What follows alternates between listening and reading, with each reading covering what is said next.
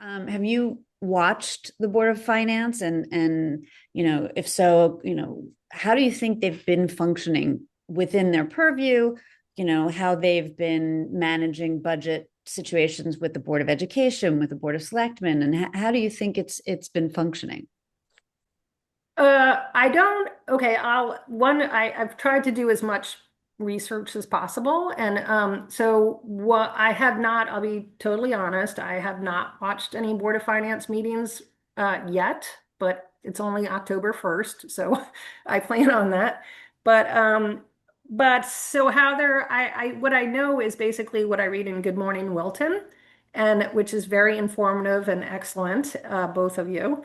And so I think I more or less like what I'm reading. They seem like the Board of Finance seems like a very competent bunch of people. They seem like they work together for the most part, as far as I can tell, which is a good thing. Like, as one person said, numbers are kind of agnostic. Like, things add up or they don't. It's not, there's no gray area. It's like black or white. But I think in terms of how they work with the Board of Ed, I don't know. I think every year probably the Board of Ed asks for a little percentage increase and then there's pushback but it always ends up at like a good spot, I think, because as evidenced by like your article today about we're ranked number 4 in Connecticut and number 88th nationally or something, I think.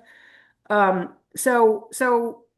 think the process, it doesn't seem to be a confrontational or one. It seems that, people do the natural pushback, which is always, that's kind of a normal way of getting things negotiated. And it seems to turn out in a good way. And with the Board of Selectmen, uh, I think, that has been confrontational as evidenced by Matt, like setting a hard deadline and saying, I'm not kidding, like you have to really adhere to this. And I guess last year the